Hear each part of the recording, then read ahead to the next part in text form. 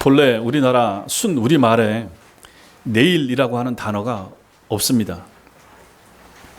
오늘 그리고 오늘의 전날을 가리키는 어제는 모두 순수한 우리말입니다. 그러나 오늘의 다음 날을 가리키는 우리말이 없어서 우리는 오늘날까지도 한자를 빌려와서 쓰고 있습니다. 그래서 올레자와 날일자를 빌려서 내일이라고 사용하고 있는 것입니다. 이와 비슷한 상황은 식사에 있어도 마찬가지입니다. 아침에 먹는 밥을 우리말로 아침이라고 하고 저녁에 먹는 밥을 저녁이라고 부릅니다. 그러나 아침과 저녁의 중간, 즉 한낮에 정기적으로 먹는 밥을 일컫는 우리말도 아예 없습니다. 참이라고 하는 단어가 있기는 하지만 이건 오늘날 간식과 같은 개념이지 정기 식사는 아닌 것이죠. 그래서 이 점심이 없다. 그래서 이것도 역시 만들었습니다. 한자어 점점자에 마음심자를 사용해서 점심이라 이렇게 부르게 된 거죠.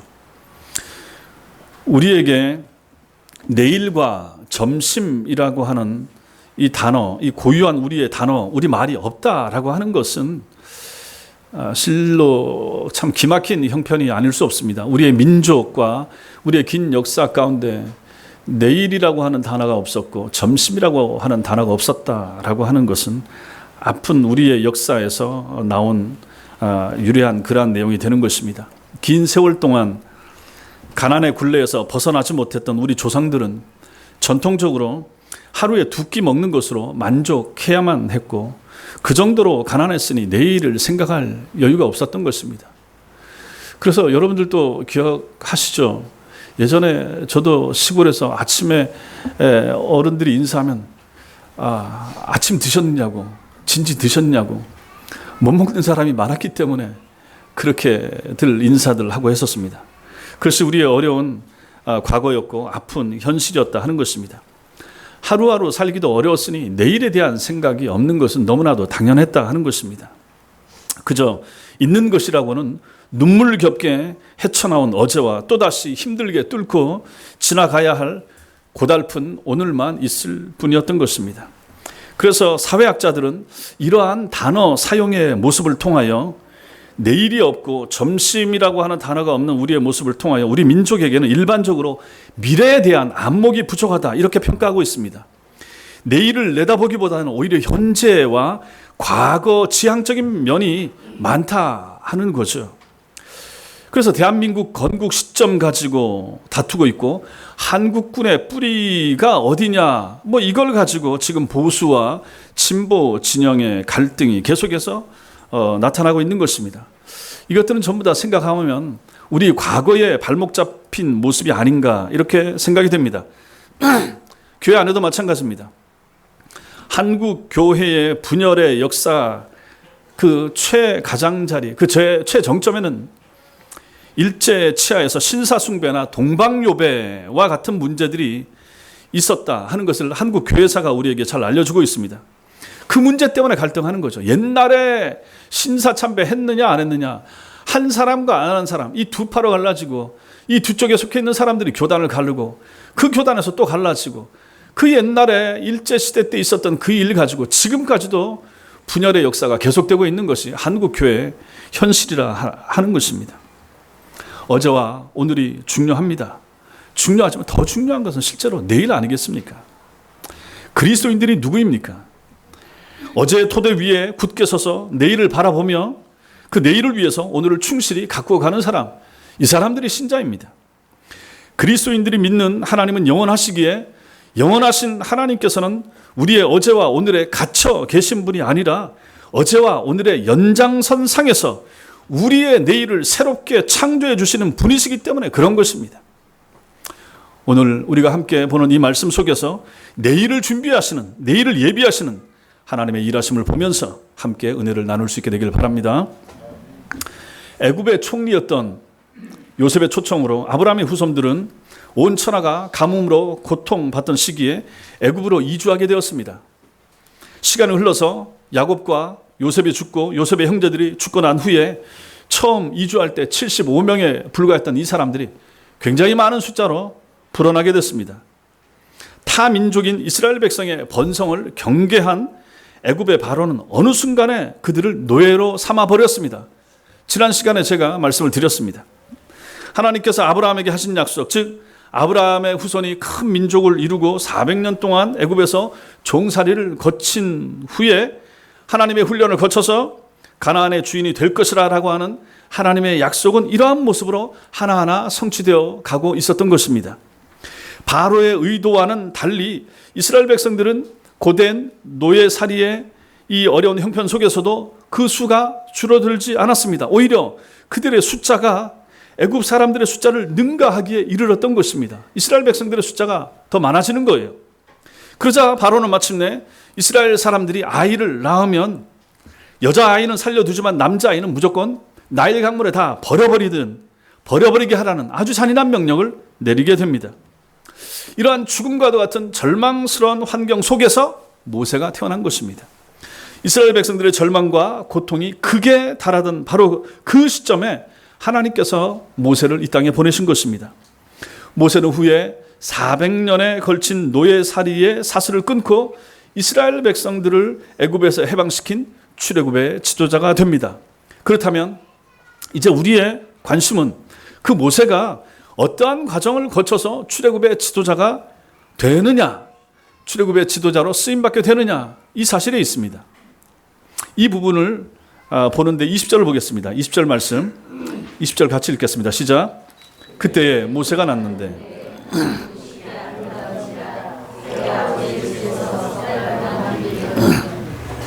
태어난 아기가 하나님 보시기에 아름다웠다고 그랬습니다. 그 아름다운 아기는 그러나 아버지 집에서 석 달 동안밖에 길러지지 못했습니다. 남자 아이들은 누구를 막론하고 전부 다 나일강에 던져 죽이라는 바로의 명령 때문이었던 것입니다. 그 명령을 안 따르면 그 부모들이 죽으니까 할 수 없었습니다. 그리고 21절 말씀 앞부분에 보면 버려진 후에 바로의 딸이 그를 데려다가 자기 아들로 기름해, 이렇게 말씀하고 있습니다. 모세의 부모는 성경 다른 곳에 그 이름이 나오는데 아므람 그리고 요게벳으로 나옵니다. 그 부모에 의해서 아이가 석 달 만에 버려지게 됩니다. 출애굽기 2장 3절에 보면 부모가 더 이상 아기를 숨길 수 없기 때문이었다, 이렇게 말하고 있습니다. 서슬퍼런 바로의 명령을 어기고 석 달을 키운 것도 대단한 일이었지만은 이 아기의 울음소리가 점점 잦아지고 커지는 환경 속에서 그 아이를 키우는 것은 현실적으로 불가능했던 것입니다. 그래서 버릴 수밖에 없었죠. 이 부분을 자세하게 기록한 부분이 출애굽기 2장입니다. 사도행전 7장을 표시해 놓으시고 출애굽기 2장 한번 넘겨 보겠습니다. 출애굽기 2장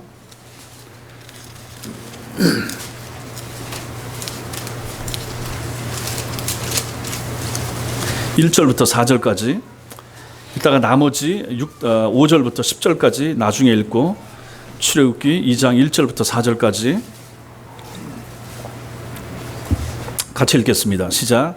레위 가족 중 한 사람이 가서 레위 여자에게 장가들어 그 여자가 임신하여 아들을 낳으니 그가 잘생긴 것을 보고 석 달 동안 그를 숨겼으나 더 숨길 수 없게 되매 그를 위하여 갈대 상자를 가져다가 역청과 나무진을 칠하고 아기를 거기 담아 나일 강가 갈대 사이에 두고 그의 누이가 어떻게 되는지를 알려고 멀리 섰더니 아이의 부모는 갈대로 상자를 만든 뒤에 물이 새지 않도록 안과 밖에 역청과 나무진으로 칠했습니다. 방수가 되도록 한 거죠. 부모는 아기를 그 상자 속에 누인 뒤에 뚜껑을 덮고 나일강 갈대 사이에 두었습니다. 그리고 아기의 누이로 하여금 어떻게 되는지 멀리서 지켜보게 했습니다. 이 누이가 바로 미리암입니다. 이 미리암은 이때 한 12살, 13살 이때쯤 됐을 것입니다. 그리고 모세가 태어나기 바로 전에 한 3살 위에 형이 있죠. 그게 바로 아론입니다. 그래서 아론이 있고 미리암이 있었고, 그런데 모세가 태어날 때쯤에 바로가 이거 안 되겠다, 가만히 둬서는 이 사람들 숫자가 너무 많이 늘어갈 것 같으니까 남자애들이 태어나면 다 죽이라, 그 명령이 떨어질 때쯤 떨어지고, 그리고 그때가 바로 모세가 태어난 즈음이라 하는 것입니다. 그 위로 형이 하나 있었고 누나가 하나 있었던 거죠. 아기의 부모들은 더 이상 그 아기를 키울 수 없었지만 하나님께서 그 아기를 책임져 주실 것을 믿고 그 아기를 담은 상자를 나일 강물에 띄워 놓았던 것입니다. 그렇다면 아기의 부모는 어떻게 그런 믿음을 가지게 되었을까? 어떻게 3달을 숨겨서 키우고 또 그 아기를 나일강에 띄울 수 있는 그런 믿음, 이 믿음입니다. 출애굽기 2장 1절 2절 우리가 읽었던 것처럼 레위 가족 중 한 사람이 가서 레위 여자에게 장가들었고 그 여자가 임신하여 아들을 낳으니 그가 잘생긴 것을 보고 3달 동안 그를 숨겼다, 이렇게 말합니다. 그 아기의 부모가 바로의 명령을 어기고 3달 동안 숨기게 된 동기, 그 아기가 잘생겼기 때문이다. 여러분, 세상에 태어난 자기 아기가 못생겼다라고 생각할 사람 누가 있습니까? 저도 예전에 우리 큰애를 낳았을 때 봤는데, 그때 뭐 저도 어리죠. 29살 뭐 이때인데 애를 처음 봤는데 너무너무 쭈글쭈글 하더라고요. 그래서 저는 그때는 애가 이쁘다 생각, 옛날 그 E.T. 영화가 나왔을 때 E.T.처럼 애가 쭈글쭈글 하거든. 어쨌든 그러고 나서 좀 지나면 이제 애가 펴지면서 이제 이뻐지잖아요. 90일 정도 됐을 때는 얼마나 이쁠 때입니까? 잘생겼기 때문이다. 근데 이 말은 좀 더 특별한 의미가 여기에 담겨 있는 것입니다. 오늘 우리가 읽었던 사도행전 7장 20절에 보면 하나님 보시기에 아름다운 아기였다. 거기는 그렇게 나오고 있습니다. 갓 태어난 아이가 하나님 보시기에 아름다웠다라고 하는 것은 그 아기가 하나님께서 당신의 도구로 선택하신 아기였다 하는 의미가 되는 것입니다. 그냥 단순하게 이쁘고 단순하게 잘생겼다, 이 의미가 아닌 거죠. 그 아기의 부모가 다른 부모와는 달리 자신들의 목숨을 걸면서까지 아기를 살리려고 했고, 또 반드시 아기가 살 줄을 믿었던 것은 그 아기가 단순히 자신들 보기에 잘생긴 아기였기 때문이 아니라 그 아기가 하나님의 뜻을 이루기 위한 도구였다 하는 것을 그 마음속에 확신했기 때문에 그 일을 했다 하는 것입니다. 이것을 히브리서 말씀도 잘 보여줍니다. 찾지 마시고 히브리서 11장 23절에 보면 믿음으로 모세가 났을 때에 그 부모가 아름다운 아이임을 보고 3달 동안 숨겨 왕의 명령을 무서워하지 않았다, 이렇게 표현하고 있습니다. 이 부분을 다시 정확하게 읽으면 모세가 났을 때에 믿음으로 그 부모가 아름다운 아이임을 보고 3달 동안 숨겨 왕의 명령 무서워하지 않았다, 이렇게 기록하고 있습니다. 아기의 부모가 아기를 숨긴 것은 부모의 본능 때문이 아니었습니다. 아니, 본능, 아이를 살리고 싶은 본능, 이쁘게 보고 싶은 본능은 어디 모세의 부모에게만 있었겠습니까? 그 당시에 아이를 기르고 아이가 태어났던 모든 이스라엘 히브리 민족들에게 다 있었을 것입니다. 그럼에도 불구하고 바로가 다 죽인다고 하니까 자기가 살아야 되겠고 부인이 살아야 되겠고 가족이 살아야 되겠고, 그러니까 첫째 태어난 남자아이는 다 강물에 던져 죽였던 거죠. 그 아이 하나 없어지면서 가족들이 살기 때문에 그런 것입니다. 그런데 모세의 부모는 그렇지 않았다는 것입니다. 왜 그렇습니까? 믿음 때문에 그런 것입니다. 무엇에 대한 믿음 때문에 그런 것입니까? 사도행전 보겠습니다. 사도행전 다시 7장, 우리가 봤던 말씀 뒤로 넘기셔서 사도행전 7장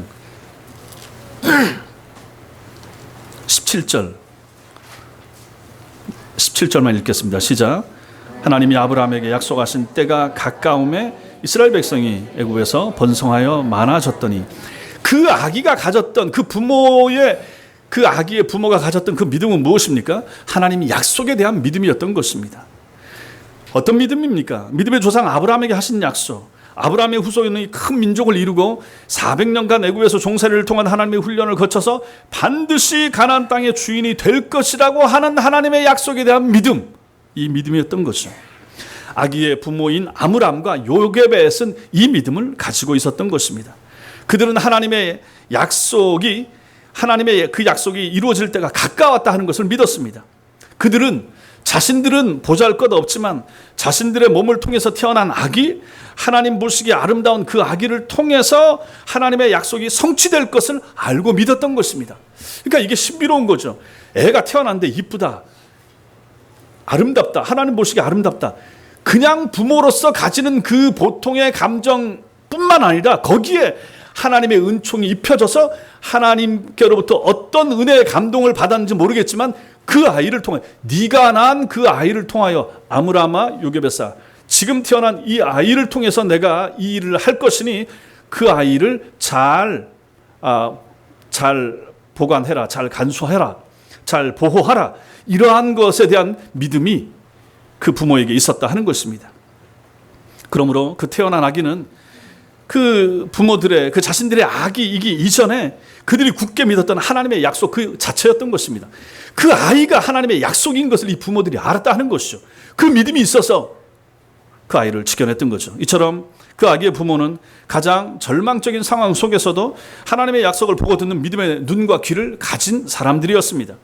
그러므로 그 뒤에 그 부모들이 그 아기를 내버렸다, 버렸다 하는 이 말씀은 하나님을 믿고 의지하는 마음으로 사랑하는 아기를 하나님의 손에 맡겼다 하는 그런 의미가 되는 것입니다. 이게 21절에 버려진 후에 버렸다. 하나님의 약속을 믿고 내버려 뒀다. 하나님께 맡겼다. 그 결과 우리가 아는 대로 그 아기는 애굽의 공주에 의해서 건져지게 됩니다. 그리고 40년 동안 출애굽의 지도자가 되기에 필요한 훈련을 애굽의 왕궁에서 받게 되었던 거죠. 아기의 부모가 부모로서 당연히 가질 수밖에 없었던 아기에 대한 집착, 애정, 사랑 이것을 내려놓음으로써 이것을 버림으로써 그 아기는 비로소 하나님에 의해 우리가 아는 모세로 등장을 할 수가 있었던 것입니다. 생각해 보십시오. 만약에 그 모세의 부모가 아기에 대한 집착이나 욕심에 빠져서 너무너무 이쁘고 너무너무 사랑스럽고 이건 정상적인 부모의 마음이죠. 그래서 그 아이를 강물에 내려놓지 못했다 그러면 그 아기는 3,500년 전 애굽에서 나일강에 죽어갔던 수많은 이스라엘 노예의 자식들 중 하나로 죽었을 뿐 결코 우리가 아는 출애굽의 지도자 모세는 되지 못했을 것입니다. 내려놓았기 때문에 하나님의 뜻에 순종했기 때문에 하나님의 뜻에 따라 버려둘 수 있었기 때문에 그 인간적인 정과 인간적인 사랑과 애착과 집착 내려놓을 수 있었기 때문에 결국 그는 하나님의 손에 의하여 건져져서 모세가 될 수 있었다 하는 것입니다. 믿음 안에서 버릴 때 우리는 하나님 사랑 안에서 돌려받는 진리를 여기서도 확인할 수 있게 되는 것입니다. 여러분과 제가 버려야 될 것을 버릴 때 하나님이 찾게 해주신다 하는 것입니다. 우리가 우리 욕심 때문에 내려놓지 못할 때, 버려야 될 순간에 버리지 못할 때, 끊어야 될 순간에 끊지 않을 때, 그때는 더 일이 어려워지는 거죠. 하나님의 역사가 나타나기 어렵다 하는 것입니다. 이것은 우리 주님께도 그대로 적용이 되는 것을 우리는 말씀에서 찾아보게 됩니다. 보십시오. 성부 하나님을 생각해 보십시오. 성부 하나님께서는 십자가에 달린 우리 주님을 외면하셨습니다. 예수께서 십자가에 달리셨는데 우리 주님께서 고개를 돌리셨습니다. 그러자 마가복음 15장 34절에 기록된 대로 십자가 위에서 우리 주님이 뭐라고 말씀하십니까? 엘리 엘리 라마 사박다니 이렇게 외치십니다. 나의 하나님 어찌하여 나를 버리셨나이까 외치셨습니까? 성부 하나님 왜 나를 버리셨습니까? 외치신 거죠. 성부 하나님께서도 성자 예수님을 인류의 죄를 대신 지고 돌아가셔야 할 십자가 위에 그대로 내버려 두셨던 것이죠. 거기서 내려오게 십자가에서 뛰어내리게 역사하지 않았다 하는 것입니다. 성부 하나님께서도 성자 예수님을 십자가 위에 그대로 버려 두셨다 하는 거죠. 그 버리심이 있었기 때문에 사흘 뒤에 부활로서 그 아들을 다시 찾으시는 은총의 사건이 일어났다 하는 것을 우리는 숱하게 많이 듣지 않았습니까? 부활이 그냥 부활이 아니라는 것입니다. 하나님 입장에서, 성부 하나님 입장에서 보면 그 아들을 내다 버리신 것입니다. 내버려 두신 것입니다. 그러고 났을 때 사흘 만에 결국은 그 아들 예수를 다시 부활로서 찾으시고 그 아들이 부활의 주가 되심으로 말미암아 오늘날 여러분과 제가 부활에 대한 소망을 가지고 살 수 있게 되었다 하는 것입니다. 믿음으로 버림, 신앙 안에서 내려놓음이 실제로는 얻는 길이고 사는 길이라 하는 사실을 믿으시기 바랍니다. 어떻게 하나님을 믿는 믿음 안에서 모세의 부모가 갓 태어난 3개월밖에 되지 않은 모세를 강물에 버렸을 때, 이렇게 버렸을 때 어떤 일이 일어났는가, 어떤 일이 생겼는가. 우리가 오늘 읽었던 21절 말씀에 보니까 바로의 딸이 그를 데려다가 자기 아들로 삼았다, 길렀다 이렇게 말씀하고 있습니다. 놀랍게도 애굽 왕인 바로의 딸, 즉 애굽의 공주가 그 물에서 건진 아기를 데려다가 자기 양자로 삼은 것입니다. 아버지는 죽이라고 명령했는데 딸은 도리어 그 아기를 자기 양자로 삼아서 확실하게 살려주고 또 책임져 주었던 것입니다. 다른 곳에서라면 몰라도 바로의 명령이 시퍼렇게 살아있는 애굽에서는, 그것도 바로가 살고 있는 왕국에서는 절대로 있을 수 없는 일이 일어난 것입니다. 어떻게 이런 놀라운 일이 생길 수 있었을까? 그 비밀을 출애굽기 말씀이 보여줍니다. 다시 출애굽기 2장 보겠습니다. 출애굽기 2장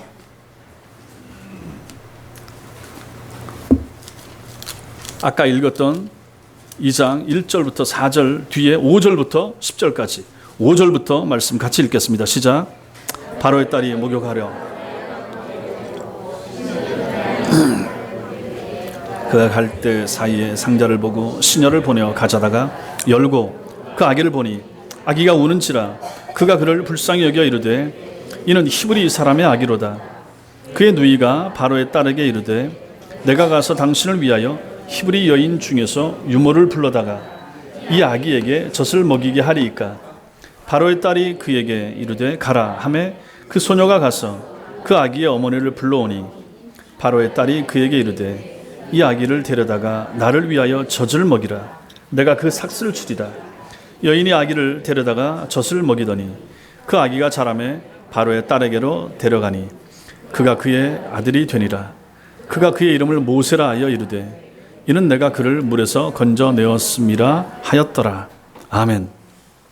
아기의 부모가, 우리가 잘 아는 모세의 부모가 아기를 담은 갈대 상자를 나일강 갈대 사이에 내려놓았습니다. 그 즈음에 애굽 왕궁에 살던 공주가 종교적인 정결 예식을 할 필요가 있어서 나일 강가로 나와서 몸을 씻는 일이 있었습니다. 그래서 목욕해야 할 그 일이 생겨서 애굽 강가로, 나일 강가로 나왔던 것입니다. 시녀들을 거느리고 나일 강에서 정결 예식을 마치고 물에서 올라오던 순간에 공주는 숲을 사이에, 갈대 숲을 사이에 걸려있는 갈대 상자 하나를 보게 되었던 것입니다. 그래서 시녀들을 시켜서 그것을 가져오게 했죠. 상자의 뚜껑을 열고 보니 그곳에서는 자신의 아버지 애굽의 바로가 죽이라고 명령했던 이스라엘의 남자아이 하나가 들어있었고 애처롭게 울고 있었습니다. 보자마자 아하, 이것은 히브리 민족이 버린 아이라라고 금방 알 수 있는 형편이었던 거죠. 애굽 사람들은 그럴 일이 전혀 없었기 때문에. 근데 그 아이를 보는 순간 뚜껑을 열었는데 그 아이가 울고 있는 것입니다. 애처롭게 울고 있는 거죠. 그래서 그 아이를 보는 순간 공주는 종살이하는 이스라엘 백성의 아이들 중 하나인 것을 알았지만은 공주는 애처로운 마음이 들게 됐습니다. 그래서 원래 따지면 당장 시녀에게 시켜서 그 아이를 다시 꺼내서 강물에 던져 죽이라라고 명령해야 할 판이었었는데 그 공주의 마음에는 그 우는 아이에 대한 연민과 사랑의 마음이 차올랐던 거죠. 그 순간에 그때 멀리서 이 광경을 보고 있던 모세의 누나 미리암이 공주 앞으로 다가섭니다. 그 누구의 제지도 받지 않고 공주에게 다가간 이 아기의 누이 미리암은 공주에게 아기를 위해서 이스라엘 여인 중에서 유모를 하나 소개해도 될까요? 라고 공주에게 제안을 하게 됩니다. 공주가 연민의 마음을 가지고 있고 아기는 젖을 먹어야 되고 근데 키울 생각을 하고 있는 즈음에 그 모세의 누이가 와서 그 말을 하니까 그렇게 하라 허락을 해줬던 거죠. 이 일들은 모세의 어머니가 이미 다 그렇게 생각하고 계획을 했을 수도 있습니다. 그렇지 않을 수도 있지만 모세의 어머니가 가끔 정결 예식 때문에 공주가 나일 강가에 와서 목욕한다는 사실을 알고 이 상자를 그렇게 띄워놓기 위해서 그 일을 했을 수도 있다라고 성경학자들이 얘기하기도 합니다. 아닐 수도 있지만 그럴 수도 있습니다. 어쨌든 이 일이 하나님의 은혜 가운데 이렇게 되게 되었다 하는 것입니다. 공주의 누이가 모세의 누이가 허락을 받고 어머니에게 갑니다. 실제로는 모세의 어머니가 되는 거죠. 소녀는 즉시 가서 아기의 어머니를 공주 앞으로 데리고 갔고 공주로부터 아기를 건네받은 아기의 어머니는 아기가 젖을 떼기까지 공주의 보호 아래 자기 집으로 가서 자기의 젖으로 아기를 키우게 됩니다. 왕궁에 들어간 것이 아니라 그 모세의 어머니 집으로 다시 돌아간 거죠. 그리고 공주 하셉슈트 공주인데 이 공주가 명령을 내려서 그 아이를 지켜주도록 했던 거죠. 그러니까 아무도 손 못 대고 거기서 키우게 됐다 하는 것입니다. 어머니가 자기 젖으로 키우면서 그것도 공주에게 돈을 받아가면서 자기 자식 자기가 키우는데 유모 역할을 했다고 돈까지 공주에게 받아가면서 키우게 되는 이 일이 하나님의 은총 가운데 일어났다 하는 것입니다. 아기의 부모는 믿음 안에서 그 아기를 버림으로 인해서 오히려 안전하게 아기를 살리고 키울 수가 있었던 것입니다. 키우는데 그 당시에는 아기 젖을 떼는 시간이 3년, 4년 걸렸다고 합니다. 3살, 4살 때까지. 그러니까 그때 키우면서 나중에 또 이 부분에 대해서 보겠지만 이 어머니가 요게벳이 아이를 키우면서 그 3살, 4살 될 때까지 아이에게 히브리 민족인 것을, 네가 하나님의 백성인 것을, 우리 민족이 이 고통을 받고 있는 것에 대하여 가르쳤을 것이라 성경학자들은 이렇게 생각을 합니다. 그리고 3, 4년이 지나서 아기가 젖을 떼게 되자 다시 공주가 있는 궁으로 이 아기 모세를 데려다 주게 됩니다. 그리고 공주는 그 아기를 자기의 양자로 삼게 되죠. 그리고 이 아기를 강에서 건졌다라고 해서 그 이름을 모세라고 지어줍니다. 이것이 애굽어로는 모우세스입니다. 모우세스. 모는 물이고 우세스가 건짐을 받다라는 뜻입니다. 모에서 우세스, 물에서 건짐을 받다. 모우세스. 이것이 이제 히브리어로 모쉐 이렇게 이제 바꾸게 돼서 우리가 아는 모세가 된 것이죠. 그리고 이때로부터 80년이 못될 즈음에 이 아이 모세를 통해서 200만 이스라엘 백성들의 가나안 땅으로의 출애굽이 이루어지게 되는 것입니다. 그렇다면 대체 나일강에 버려진 노예 아기에게 어떻게 이러한 치밀한 하나님의 구원의 역사가 일어날 수 있었을 것인가? 이것은 모든 것이 합력해서 선을 이루게 하시는 하나님의 놀라운 역사라고밖에 설명을 못하는 것입니다. 하나님이 하신 것입니다. 다 하나님이 하신 것입니다. 그 어머니가 한 것도 모세의 누이가 한 것도 아니고 공주가 원해서 한 것도 아니었던 것입니다. 생각해 보십시오. 애굽 왕 바로가 죽이라고 명령한 노예 아기를 공주가 자기 양자로 삼아 그를 살려두었습니다. 그때 전 애굽에서 감히 애굽 왕 바로의 명령을 어기면서까지 자신이 하고 싶은 대로 할 수 있었던 사람은 누가 있습니까? 오직 공주, 왕의 총애를 받는 이 공주 하셉수트 공주라고 하는데 왕의 무남 동료였다고 합니다. 그럼 얼마나 사랑을 받았겠습니까? 그래서 이 공주밖에 없었을 것이고 그때 그 노예 아기에게 있어서 애굽에서 가장 안전한 곳은 공주의 품뿐이었을 것입니다. 이것이 과연 사람이 꾸민다고 해서 이 일이 가능하겠습니까? 하나님의 역사가 아니고서는 대체 누가 이 오묘한 구원의 역사를 이루어낼 수가 있단 말입니까? 따라서 그 아기를 물에서 건져내어 모세 되게 했던 사람은 바로의 딸 하셉슈트 공주가 아니었습니다. 공주는 단지 하나님의 도구였을 뿐 그 죽음의 나일강에서 모세를 모세 될 수 있도록 건져 올리신 분은 바로 하나님 자신이셨습니다. 왜 하나님께서 모세에게 그토록 신비로운 은혜를 베풀어 주신 것입니까? 그것은 단지 오늘의 요새, 현재의 모세만을 위함이 아니었습니다. 모세의 내일을 위해서 하나님은 그렇게 하신 것입니다. 애굽 왕궁에서 제왕 교육을 받음으로 출애굽의 지도자로서 지녀야 할 지도력과 성품과 식견을 갖춘 내일의 모세로 키우기 위해서 하나님은 그렇게 하셨다 하는 것입니다. 그래서 사도행전 7장 22절은 이렇게 말합니다. 모세가 애굽 사람의 모든 지혜를 배워 그의 말과 하는 일들이 능하더라 이렇게 말하고 있는 거죠.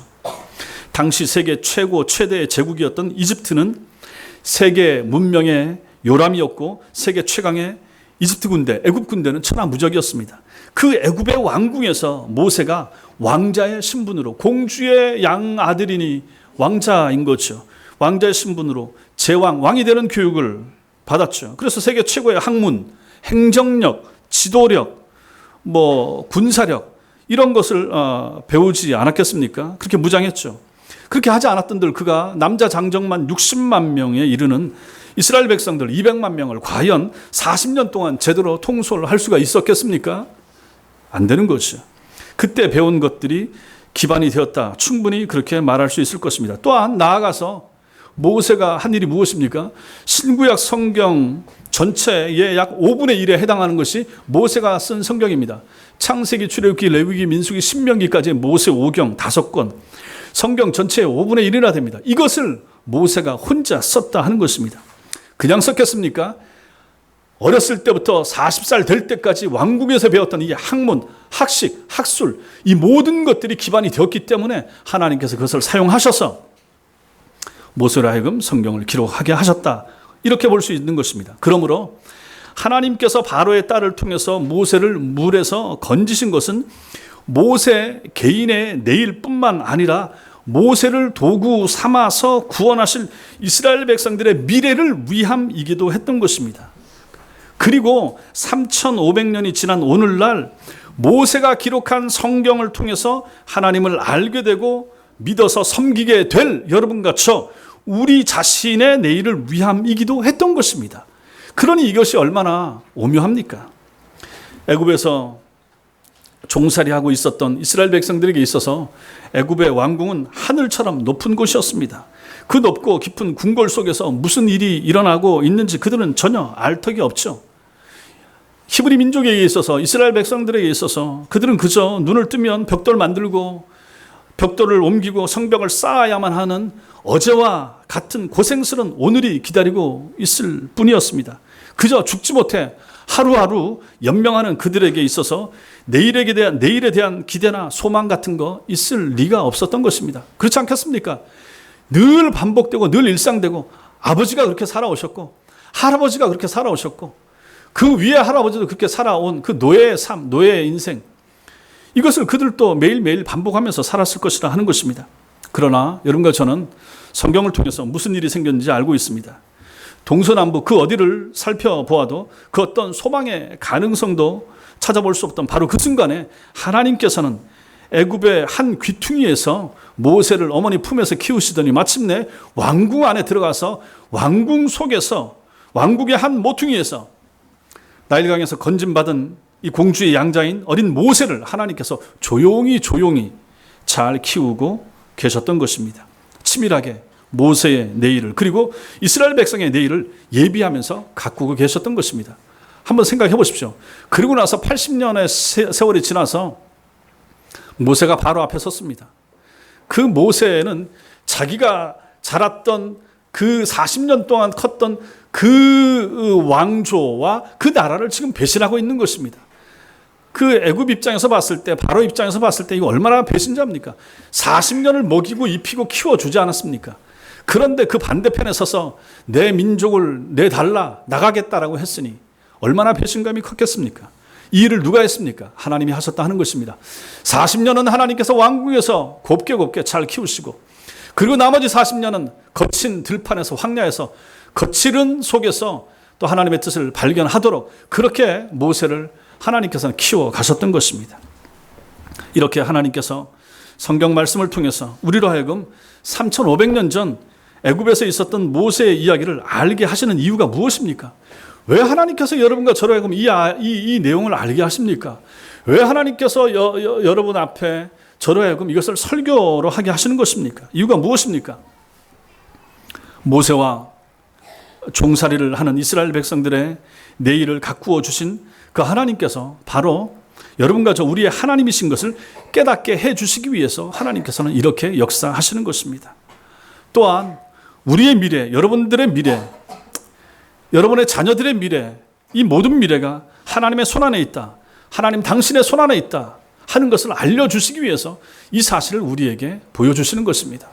믿으셔야 됩니다. 모세의 내일을 책임지시는 하나님, 이 하나님께서는 모세뿐만 아니라 여러분과 저 우리의 내일, 우리의 앞날까지도 책임지시고 인도하시는 분이시다 하는 사실을 믿으시기 바랍니다. 이 믿음이 있어야 되는 거예요. 이 믿음이 있어야 우리가 출애굽기를 읽고 성경을 읽고 오늘 설교를 들은 것에 대한 보람이 생긴다 하는 것입니다. 이러한 믿음이 여러분과 저에게 필요합니다. 우리는 이렇게 어려운 시대를 살지 않습니다. 내일 크게 어렵지 않을 것입니다. 모레도 마찬가지일 것입니다. 그럼에도 불구하고 앞날은 하나님의 손안에 있습니다. 내일 무슨 일이 생길지 어찌합니까? 주변에 벌어지는 일들을 보십시오. 사건 사고들을 보십시오. 어디 한 군데 마음 놓고 여행을 갈 수가 있으며 어디 저 마음 놓고 편하게 다닐 수 있는 곳이 어디 있습니까? 일본에 지진이 일어나고 있고 그 환태평양 조산대 불의 고리라고 하는 지역에 계속해서 지진이 일어나고 있고 우리나라 안전합니까? 작년에 포항 지진이 있었고 언제 우리나라에 우리가 일본하고 좀 떨어졌다고 해서 안심할 수 있습니까? 대만하고 떨어졌다고 해서 안심할 수 있습니까? 무슨 일이 일어날지 우리가 어찌 장담할 수 있습니까? 이러한 시대에 여러분과 저의 앞날, 내일, 모레, 다음 달, 내년은 누가 장담해 줍니까? 그때 여러분과 저에게 필요한 것이 믿음이라 하는 것입니다. 하나님의 손을 의지하고 하나님이 내 인생, 내 삶, 우리 가족들의 앞날을 인도하신다. 우리 모두의 앞날이 주님의 손에 있다 하는 사실을 믿으시라 하는 것입니다. 사랑하는 성도 여러분, 지치고 힘든 이 시대, 오늘을 살아가는 여러분과 저에게 있어서 가장 큰 소망이 무엇입니까? 실제로 여러분과 저에게 하루하루 살아가면서 자식을 위해서 일하고 애쓰고 힘쓰는 여러분과 저에게 가장 큰 소망이 무엇입니까? 복되고 희망찬 보장된 내일입니다. 내일. 우리 아이의 내일. 우리 아이의 5년 후, 10년 후, 나의 내일. 누가 우리의 내일을 보장해 줄 수 있습니까? 누가 우리의 내일을 장담해 줍니까? 나라의 대통령이 해줍니까? 정치인들이 해줍니까? 아닙니다. 오직 한 분 여호와 하나님 뿐이십니다. 모세처럼 극적이고 놀랍고 화려한 내일이 여러분과 저에게 주어지지는 않겠지만 그럼에도 우리의 내일이 하나님이 이끄시는 대로 움직여질 것이다 라고 하는 믿음은 여러분과 저에게 꼭 필요합니다. 우리의 내일에 대하여 장담해 주고 보장해 줄 수 있는 사람은 아무도 없습니다. 내일의 주인은 사람이 아닌 하나님이시기 때문에 그렇습니다. 그러므로 우리에게도 모세의 부모가 가졌던 그러한 믿음이 필요합니다. 내일의 주인께서 우리의 내일과 우리 자녀와 가족들의 내일도 인도해 주실 것에 대한 그러한 믿음 말입니다. 내 욕심과 내 자랑과 내 계획과 내 집착과 내 애정하는 것들을 내려놓고 버릴 때 하나님께서 원하시는 방식과 내용들로 우리에게 다시 돌려주실 것에 대한 그런 믿음, 이 믿음이 여러분과 저에게 필요한 것입니다. 여러분과 저의 마음속에 이 믿음, 하나님을 향한 믿음, 내가 가진 것을 내려놓고 버릴 때 하나님께서 더 아름답고 더 놀랍고 생각지도 못한 것으로 돌려서 채워주신다라고 하는 것에 대한 믿음, 이러한 믿음이 여러분과 저에게 있게 되기를 바랍니다. 기도하겠습니다. 이 시간